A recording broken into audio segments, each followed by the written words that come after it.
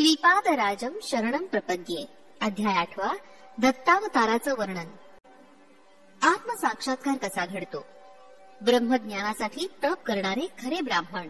दुसऱ्या दिवशी तिरुमलदास आपले नित्य नैमित्तिक अनुष्ठान झाल्यावर म्हणाले, अरे शंकर भट्टा, आत्मसाक्षात्कार जेव्हा होतो त्यावेळी 15 कला आपापल्या भूतामध्ये लय पावतात. त्या देवता मूलभूत शक्ती असलेल्या चैतन्यात लीन होतात. आत्मज्ञान, कर्म इत्यादी ब्रह्मस्वरूपात लय पावत असतात. अशा ब्रह्मज्ञानासाठी जो परिश्रम करीत असतो तोच खऱ्या अर्थानं ब्राह्मण होय. प्राण, विश्वास, आकाश, वायू, अग्नी, जल, भूमी, इंद्रिय, मन, अन्न, बल, विचार, मंत्र, कर्म, लोक या लोकातील विविध नावं त्यांना 16 कळा असं म्हणतात.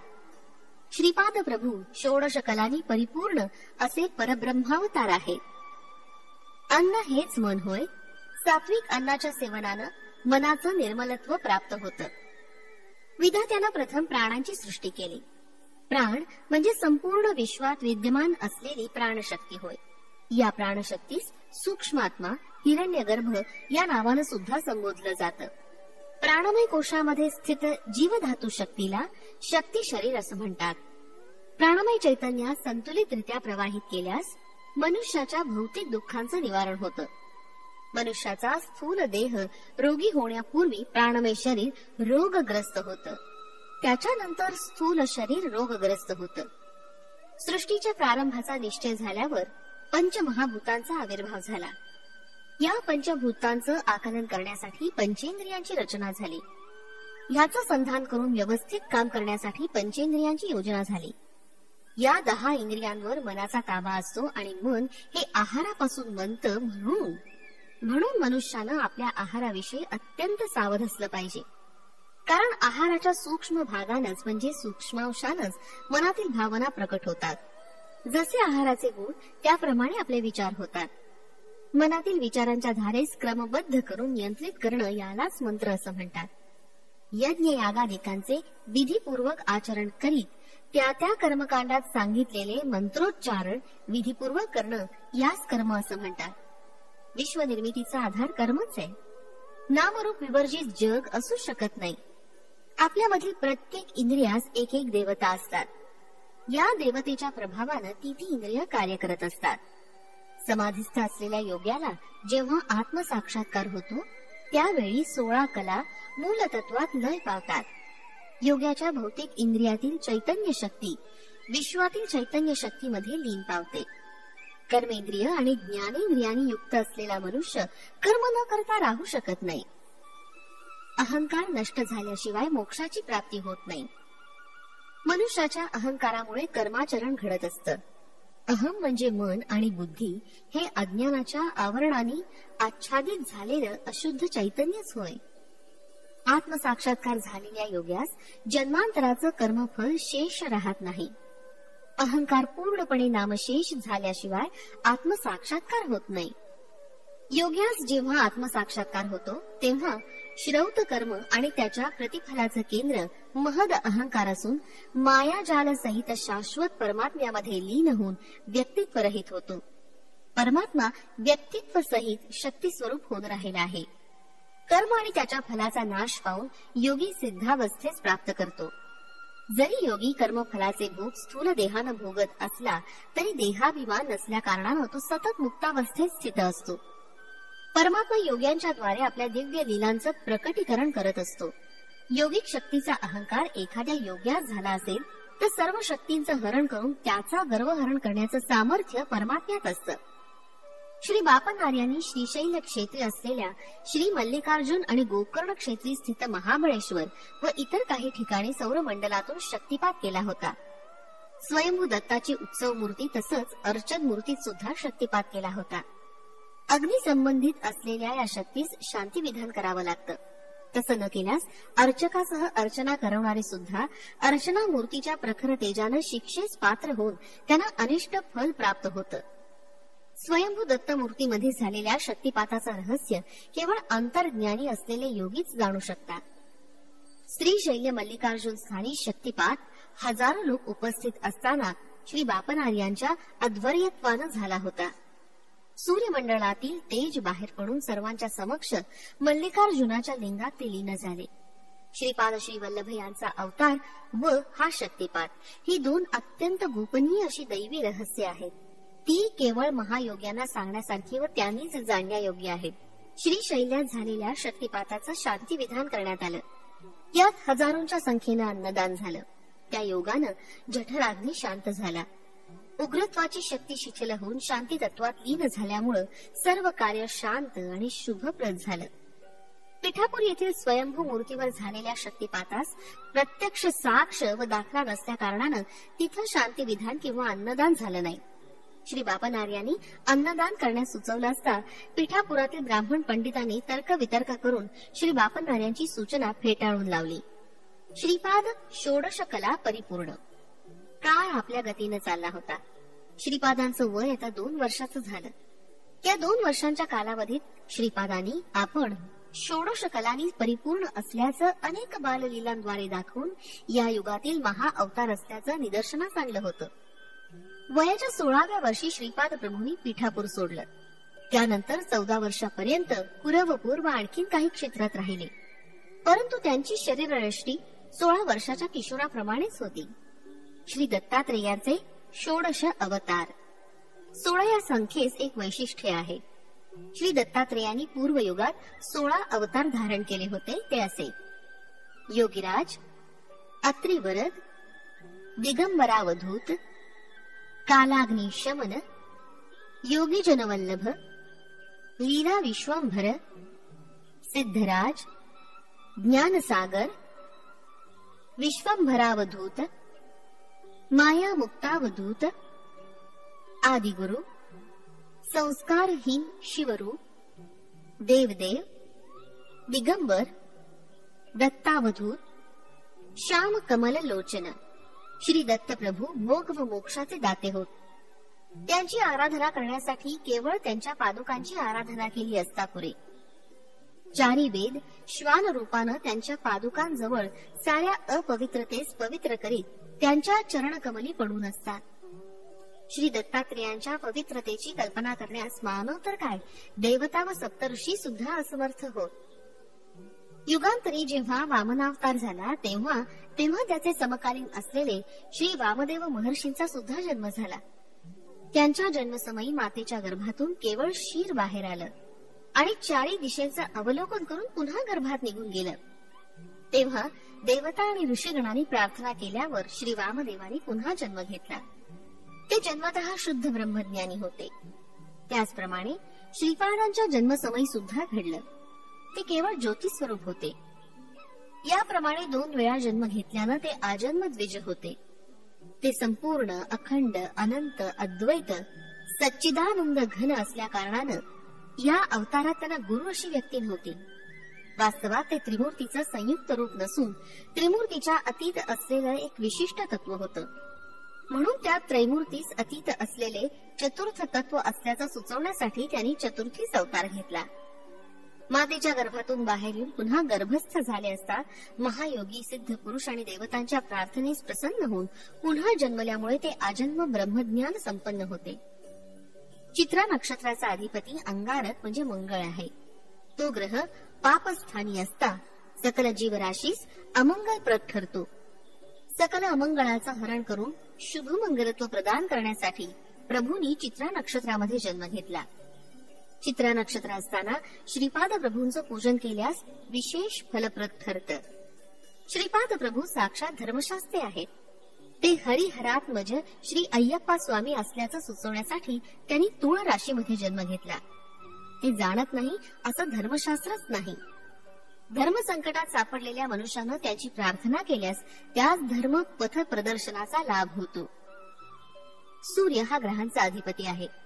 सिंह लग्नामध्ये जन्म घेतल्यास ते सकल विश्वाचे नाथ आणि दरबार भरण्यासाठी जन्म घेतलेले जणू काही चक्रवर्तीच आहेत असं सूचित होतं. श्री दत्तप्रभूंपासून त्रिमूर्ती आणि त्रिमूर्तींपासून 3 कोटी देव आणि त्यांच्यापासून 33 कोटी देवता उत्पन्न झाल्या. म्हणून केवळ श्री दत्त नामस्मरणानं सकल देवता स्मरण केल्याचं फल प्राप्त होतं. श्री दत्तप्रभूंच्या ब्रह्ममुखास ऋषी पूजन करावं. विष्णुमुखास श्री सत्यनारायण व्रत आणि विष्णू सहस्त्रनामानं पूजन करावं. त्यांच्या रुद्रमुखास रुद्राभिषेकानं अभिसिंचन करावं. श्री दत्तप्रभूंच्या ब्रह्ममुखाच्या जिव्हेवर सरस्वतीचा निवास आहे. विष्णुमुखाच्या वक्षस्थळी लक्ष्मीचा वास आहे. रुद्रमुखाच्या वामभागी गौरीचा वास आहे. सृष्टीतील सकल स्त्री देवता शक्ती श्रीपादांच्या वामभागी आणि पुरुष देवता शक्ती दक्षिण भागी विराजमान आहेत. तिरुपतीतील सप्तगिरीवर अवतरलेले श्री व्यंकटेश्वर स्वामी हे साक्षात श्री दत्तप्रभूच. वेंकार हे अमृत बीज आणि कट हे ऐश्वर्य बीज होय. म्हणून श्री व्यंकटेश्वर हे अमृत व ऐश्वर्याचे प्रदाते आहेत. वेंक म्हणजे पाप आणि कट म्हणजे खंडन करणारा किंवा हरण करणारा असा अर्थ आहे. श्री व्यंकटेश्वर आणि श्रीपाद श्रीवल्लभ खरे पाहता एकच असून अभिन्न आहेत. तेव्हा मी म्हणालो, हे तिरुमलदास, पूर्वी वर्णाश्रम धर्म काटेकोरपणे पालन करावा असं विद्वज्जनाचं म्हणणं होतं, परंतु श्रीपाद प्रभूंचं मन याच्या विरुद्ध होतं असं मला वाटतं. तर माझ्या या शंकेचं समाधान करावं अशी विनंती. ब्राह्मणांचं लक्षण. यावर तिरुमलदास म्हणाले, अरे ब्राह्मणांनी ब्रह्मज्ञानाच्या अन्वेषणात म्हणजे प्राप्तीसाठी जीवन घालवलं तरच तो सद्ब्राह्मण म्हणवला जातो. विहित धर्म कर्माचा त्याग करून दुराचारी झाल्यास तो दुष्ट ब्राह्मण होईल. त्याचे दुराचार वाढून तो गो हत्या व गोमांस भक्षण करण्यास प्रवृत्त झाल्यास त्याच्यातील ब्राह्मणत्व लोप पावून त्याचं ब्रह्मतेज संपूर्णपणे क्षीण होतं. त्याच्या शरीरातील जीवन कणांमध्ये बदल घडून तो चांडाळत्वास प्राप्त होतो. तेव्हा तो ब्राह्मण होऊ शकत नाही. क्षत्रियानं ब्रह्मज्ञानाच्या आकांक्षेनं निरंतर तपाचरण केल्यास ब्राह्मणत्व प्राप्त करू शकतो. क्षत्रियांच्या शरीरात जन्मजात असलेल्या जीवनकणात तपाचरणानं बदल घडून त्यास ब्राह्मणत्व प्राप्त होतं. याप्रमाणे विश्वामित्रांना ब्राह्मणत्व प्राप्त झालं होतं. शनी ग्रहाचे 3 राशीत म्हणजे 7.5 वर्षेपर्यंत चलन असतं. तेव्हा प्रत्येक मनुष्याच्या शरीरातील जीवनकणांमध्ये बदल घडतो. जुन्या जीवनकणांचा नाश होऊन नूतन जीवनकणांचं सृजन होत असतं.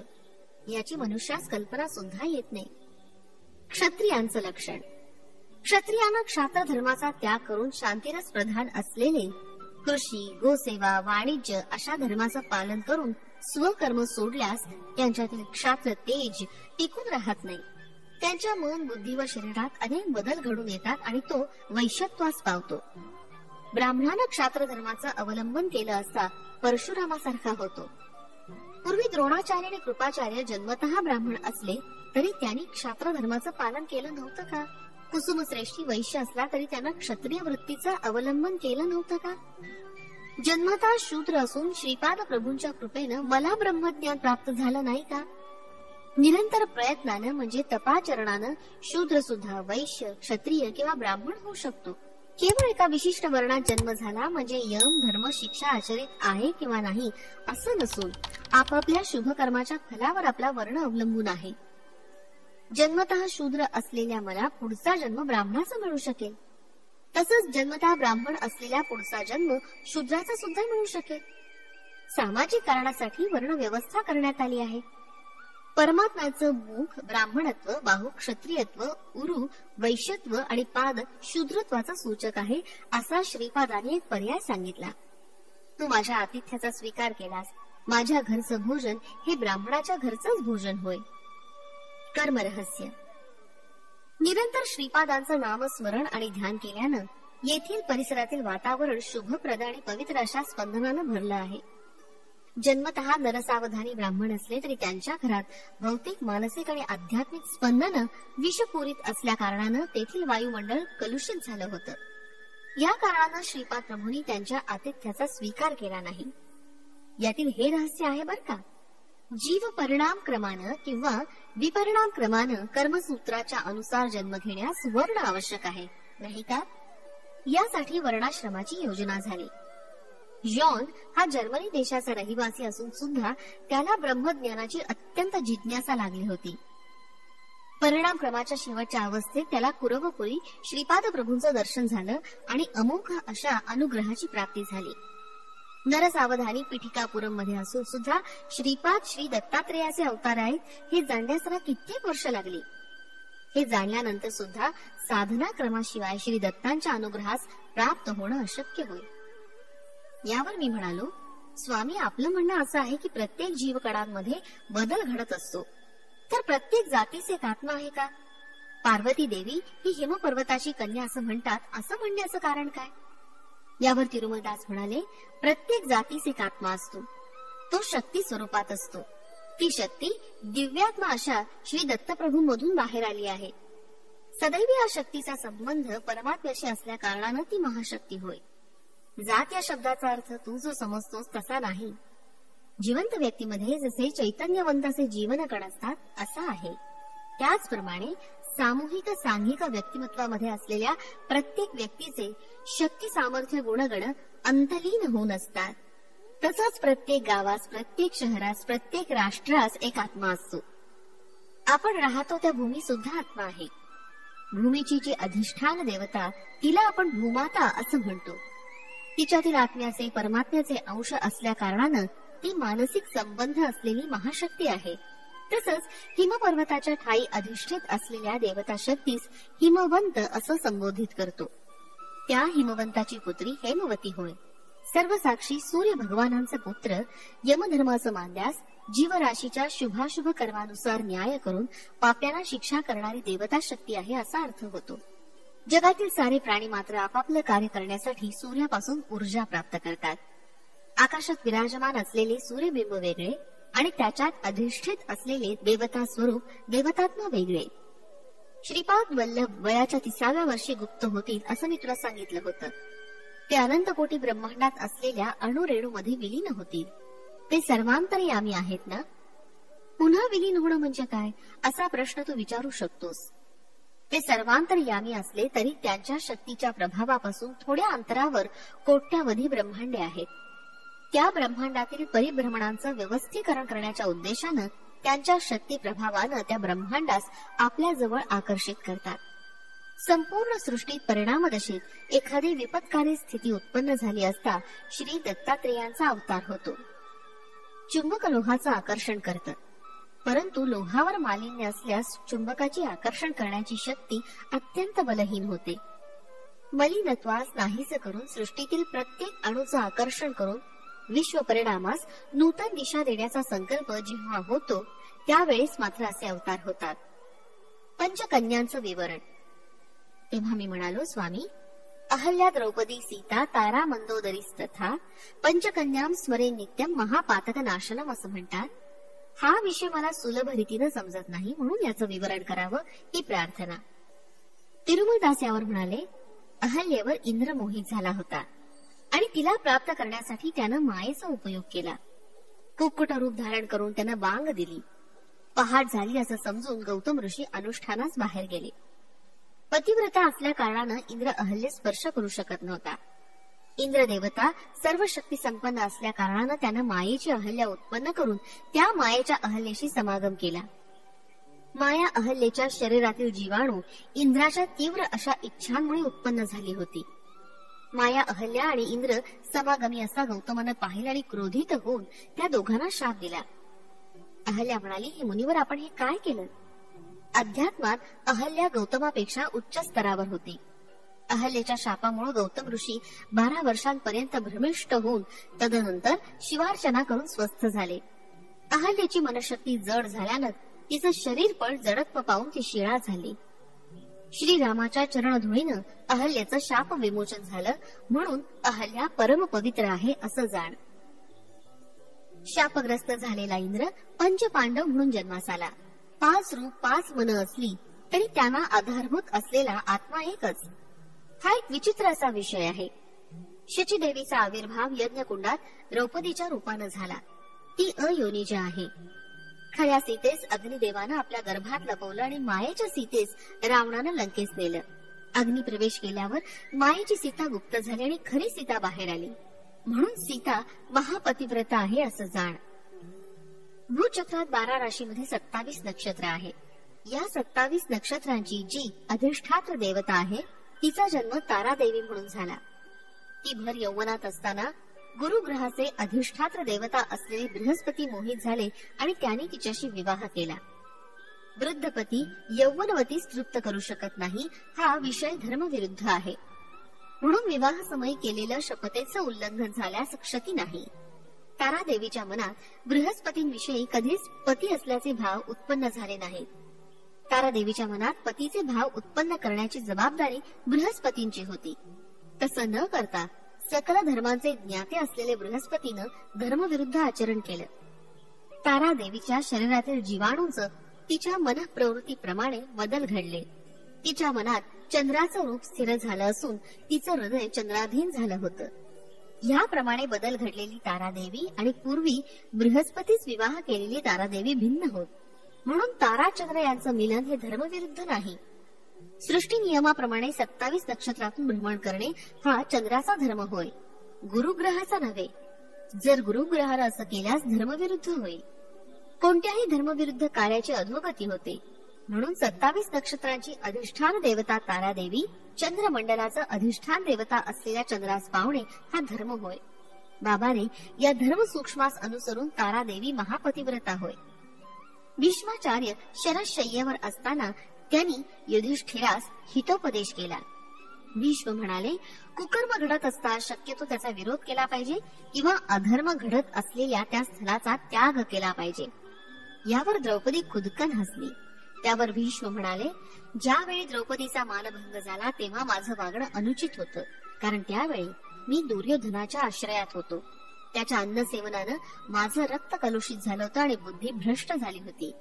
आता ते कलुषित रक्त माझ्यात नसून बुद्धी कल्मषरहित झाली असून ज्ञानोदय झाला आहे. जीव परिणाम दशेत अनेक जन्म घेत असतो. थोड्या जन्मात स्त्री तर थोड्या जन्मात पुरुष होतो. मानव जन्माव्यतिरिक्त पशु पक्षादींचा सुद्धा जन्म घेतो. जन्मांतरी मंदोदरीचा पुरुष जन्म होता. त्या जन्मामध्ये तिला एक चंचल स्वभावाची आणि एक दुष्ट स्वभावाची व एक मृदू स्वभावाची अशा 3 पत्नी होत्या. इहजन्मी चंचल स्वभावाची पत्नी वानर होऊन वाली झाला, दुष्ट स्वभावाची पत्नी राक्षस होऊन रावण झाला व मृदू स्वभावाच्या पत्नीचा विभीषण म्हणून जन्म झाला. कल्पांतरी हे तिघे मंदोदरीचे पुरुष जन्म असता तिचे पत्नी होते, तर ती या जन्मी चंचल वृत्ती असलेल्या वाली याची पत्नी झाली व त्यापासून अंगदाचा जन्म झाला. तदनंतर दुष्ट प्रवृत्ती असलेल्या रावणाची भार्या झाली. रावण संहारानंतर मृदू स्वभाव असलेल्या विभीषणाची पटराणी झाली. तर वालीची पत्नी असताना, रावणाची पत्नी असताना व विभीषणाची पत्नी असताना तिच्यातील जीवाणू भिन्न होते. म्हणून मंदोदरी सुद्धा महापतिव्रता होय. तेव्हा मी म्हणालो, स्वामी, स्त्रीस एकच पती किंवा पुरुष एक पत्नीव्रत असला पाहिजे असं म्हणतात, तर बहुभार्या किंवा बहुभर्तृत्व निंदनीय आहे ना? कर्मचक्र परिणाम. तिरुमलदास म्हणाले, तुझं म्हणणं खरं आहे. एखाद्या पुरुषानं विनाकारण पत्नीस त्रास दिला तर 7 जन्मपर्यंत बालविधुर होतो असं सांगितलं आहे. एखादा पुरुष 4-5 स्त्रियांशी विवाह केल्यानं पुढच्या जन्मी हा पुरुष स्त्री जन्म घेतो व त्या 4-5 स्त्रिया त्याची कामवासना व संस्कार क्षीण न झाल्यानं पुरुष जन्म घेऊन त्या स्त्रीचा उपभोग घेतात. एका जन्मी असं झाल्यास व्यभिचार दोष घडतो. जर विविध जन्म घेऊन प्रत्येक जन्मी एकाशी विवाह केल्यानं हा दोष नाही. हा कालचक्राचा प्रभाव आहे. असल्या कित्येक आश्चर्यकारक घटना या महाचक्रात घडत असतात. स्त्री जन्म घेतल्यास त्या जन्मासंबंधित धर्माचं आचरण केलं पाहिजे. पुरुष जन्म घेतल्यास त्या जन्मासंबंधित धर्माचं आचरण केलं पाहिजे. पती पत्नीमध्ये कलह उत्पन्न करणाऱ्या व्यक्तीचा पुढचा जन्म स्त्री अथवा पुरुष न होता नपुंसक होतात आणि संसार सुखास वंचित होऊन दुःखी होतात.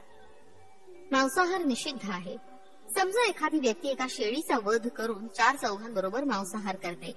त्या शेळीस प्राणोत्क्रमण समयी अत्यंत पीडा होते आणि तिचे पीडित स्पंदन वायुमंडळात वावरत असतात. बाबा रे, वायुमंडलात पीडामय व आनंदमय स्पंदन असतात. सत्कर्मामुळे आनंदमय स्पंदन व दुष्कर्मामुळे पीडामय स्पंदन उत्पन्न होतात. मृत शेळीनी मारून खाल्लेल्या 4 चौघा मानवांचा सूड घ्यावा अशा इच्छेनं प्राणत्याग झालेल्या कारणानं मानव जन्म घेते आणि मांसभक्षण केलेल्या मानवांचा शेळींचा जन्म होतो. म्हणून मानवानी क्षमा गुणांचे अवलंबन केले पाहिजे. सात्विक व्यक्ती शेळीस पाहिल्यावरही त्याचे मांस भक्षण करू इच्छित नाही. जर ती शेळी पूर्वजन्मी मारलेल्या मनुष्यास क्षमा करील तर त्या शेळीस प्राणदान केल्याचं पुण्य लाभून तिचं कर्मचक्र थांबतं. पिठिकापुरीच्या रहिवाशांचं सामूहिक पुण्य व सामूहिक पाप एकाच वेळेस फलित झाल्यानं श्रीपाद श्रीवल्लभांच्या जन्मास कारणीभूत झाले. पुण्यवान लोकांनी श्रीपादाच श्री दत्तप्रभू असल्याचं जाणलं आणि अधिक पुण्यफळ प्राप्त करते झाले. तर पापीजन श्रीपाद श्री दत्त असल्याचं नाकारून अधिक पापाचे भागीदार होत होते. श्री दत्ताची आराधना करीत असून श्रीपादांची निंदा करणाऱ्यास रौरवादी नरकाची प्राप्ती होते. विषय न समजल्यास मौन धारण करणं उचित होय, पण त्या दिव्य भव्य अशा मंगल स्वरूपावर निंदापवाद लादणं योग्य नव्हे. त्यांच्या मुखास मंगलारती करीत आणि पायांवर खिळे ठोकणारे असे लोक सुखव्याधींनी ग्रस्त होतील. एवढंच नव्हे, श्री दत्तात्रेयांनी आपल्या अनुग्रहानं एका विचित्र अशा योग शक्तीचा समावेश केला. पुण्यवान जनास केवळ नामस्मरणानं अप्रयत्नांचे सर्व मनोरथ पूर्ण होत, तर पापीजन श्रीपादांची निंदा केल्यानं त्यांच्यावर नाना प्रकारचे विघ्न आणि अरिष्ट कोसळत. श्रीपादांचं अग्निस्वरूप आहे. त्यांनी धारण केलेले अग्निवस्त्र होय. ते पवित्र योगाग्नी स्वरूप असून त्यांच्या पादुकांचा महिमा वर्णन करण्यास युगही कमी पडतील. वेद उपनिषद सुद्धा त्यांच्या पादुकांचं वर्णन करण्यास असमर्थ आहे. किती युग झाली, किती कल्प लोटले, किती वेळा सृष्टी स्थिती लय क्रम पूर्ण झाले, पण श्री दत्त ते श्री दत्तच. ते अद्वितीय असून साक्षात श्रीपाद श्री वल्लभ आहेत. सृष्टीतील प्रत्येक अणु या परम सत्याचे साक्षीदार आहेत. स्वयंभू दत्ताची पुनःप्रतिष्ठा. श्री पिठिकापुरास एका अवधूताचं आगमन झालं. ते उन्मत्त अवस्थेत असलेले सिद्ध पुरुष होते. त्यांचं वागणं अतिविचित्र होतं. कुणास आशीर्वाद द्यायचे असले तर ते शिवीगाळी करीत असा त्यांचा विचित्र स्वभाव होता. कुणाची स्तुती केली तर त्या व्यक्तीचं पुण्य क्षीण होत असे. पिठिकापुरवासियांनी त्या सिद्धास स्वयंभू दत्त कुठे आहे असं विचारलं, तेव्हा ते सिद्ध पुरुष म्हणाले की श्री दत्त सकल पुण्यक्षेत्रात स्नान करून एका साध्या नदीत आहेत. भक्तांनी खूप शोधायचा प्रयत्न केल्यावर एका नदीत स्वयंभू श्री दत्ताची मूर्ती सापडली. एका शुभ मुहूर्तावर त्या मूर्तीची पुनःप्रतिष्ठा सर्व मंगलप्रद अशा सुमती महाराणी आणि ब्रह्मतेज असलेले श्री अप्पलराज शर्मा यांनी केली. त्या महोत्सवाचे अध्वर्यू श्री बापन्नारी होते. विद्यारण्यांचे प्राकट्य. मंदिरात मूर्तीची पुनःप्रतिष्ठापना झालेल्या दिवशी श्री बापन्नार्यांनी त्या सिद्ध पुरुषास आपल्या घरी भिक्षेस येण्याची विनंती केली. आजोबांच्या घरी त्या सिद्धास श्रीपादांचं दर्शन झालं. केवळ 2 वर्षाच्या त्या बालकास पाहिल्यावर त्या सिद्धाच्या मनात पुत्र वात्सल्य उत्पन्न झालं. श्रीपाद मातू श्री व्यंकटप्पा यांच्या खांद्यावर बसून त्यांच्या शिखीशी चेष्टा करीत सिद्धांकडे दृष्टी करून हसले. ते हास्य पाहून सिद्धास समाधी लागली. समाधीतून व्युत्थान झाल्यावर श्रीपाद म्हणाले, माधवा, तुझ्या इच्छेप्रमाणे हिंदू साम्राज्याची स्थापना माझं वय 16 वर्षाचं झालं असता बुक्कराय करेल. तू हरिहर बुक्कराय यांच्या पाठीशी सदैव असलं पाहिजे. विद्यारण्य महर्षी या नावानं तुझी ख्याती होईल. तुझ्या सहोदर सायणाचार्यांच्या वंशात येणाऱ्या शताब्दात गोविंद दीक्षिताचा जन्म होणार आहे. तो गोविंद दीक्षित कोणी नसून तूच असशील. राजर्षी होऊन तंजावूर संस्थानात महामंत्री पदाचा कारभार सांभाळून कृतकृत्य होशील. असं ऐकल्यावर आनंदानं सिद्धाच्या डोळ्यातून अश्रुधारा वाहू लागल्या. त्यानं श्रीपादांना आपल्या जवळ घेतलं. इतक्यात श्रीपादांनी त्या सिद्धाच्या चरणांचं वंदन केलं. सिद्धानं आश्चर्य व्यक्त करता श्रीपाद म्हणाले, तू विद्यारण्य या नावानं शृंगेरी पीठाधिपती होशील. तुझ्या शिष्य परंपरेत 3रा शिष्य कृष्ण सरस्वती म्हणून तूच असशील. तुझ्या मनात माझ्याविषयी पुत्रभाव उत्पन्न झाल्या कारणानं माझ्या पुढील नृसिंह सरस्वती या नावानं होणाऱ्या अवतारात काशी क्षेत्री कृष्ण सरस्वती होऊन तू मला दीक्षा देशील. तू संन्यास धर्माचा उद्धार करशील. याच काशी विश्वेश्वर व माता अन्नपूर्णा यांची साक्ष असेल. वशिष्ठ शक्ती पराशर त्रार्षेय प्रवरांत्रित पाराशार गोत्रोद्भव ऋग्वेदांतर्गत वाजपेय याजी माधवाचार्य हे विद्यारण्य महर्षी नावानं ख्यात होतील. बाबा रे, उद्या तुला आणखी चरित्र सांगेन असं म्हणून तिरुमलदासांनी त्या दिवशीचं निरूपण तिथंच थांबवलं. श्रीपाद श्रीवल्लभांचा जय जयकार असो. फलश्रुती. संतान प्राप्ती, लक्ष्मी कृपा कटाक्ष लाभ.